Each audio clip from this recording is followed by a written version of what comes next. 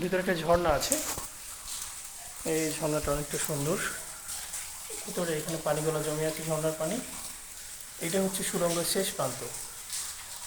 এরপরে আর আমি ছাড়া সুড়ঙ্গতে এখন সম্ভবত কেউ নাই। আপনাদের একদম খালি থেকে দেখাতে পারছি। আর পাহাড়ের এই প্রত্যেকটা দেওয়াল থেকেই কিন্তু ফোটায় ফোটায় পানি পড়ে। তো কক্সবাজারে আসার পরে যদি আপনি এখানে না আসেন, তাহলে আপনার কক্সবাজার ভ্রমণ কিন্তু অপূর্ণ থেকে যাবে।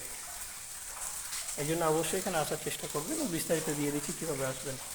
আপনার ডলফিন মোড় থেকে সরাসরি একটা অটো নিয়ে চলে আসতে পারবেন। ভাড়া নিবে জন প্রতি, লোকালে আসলে 20 থেকে 20 টাকার মধ্যে চলে আসবে জন প্রতি।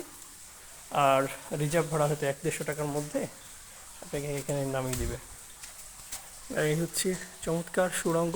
অনেকেই সুড়ঙ্গ নাম শুনেছেন কিন্তু কখনো দেখার সুযোগ হয়নি, তারা অবশ্যই এখানে আসবেন, সুড়ঙ্গ উপভোগ করবেন। এইটা হচ্ছে সুড়ঙ্গ। আমরা কিন্তু শেষ দিক থেকে শুরু করলাম, এখানে পাথর আছে। আর এই সাইডটা একটু বড়, এরপরে আর একটু সরু হয়েছে। সামনের জায়গাটাও বাম দিকে যেও একটু সরু হয়েছে, গাছপালাগুলো উপর থেকে ভেঙে পড়ে। আর সাইডটা কিন্তু চমৎকার। আপনাদের যদি দেখানোর চেষ্টা করি, এই সাইডটা পাহাড়ের গা থেকে পানি বেয়ে বেয়ে পড়ছে।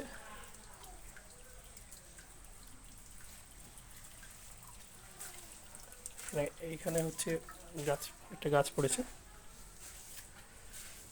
এই জায়গাগুলো চমৎকার, আপনারা আসলে না দেখলে বুঝতে পারবেন না কতটা সুন্দর, ভয়ঙ্কর সুন্দর যেরকম বলা হয়, সেরকম সৌন্দর্য কিন্তু আপনি দেখতে পারবেন।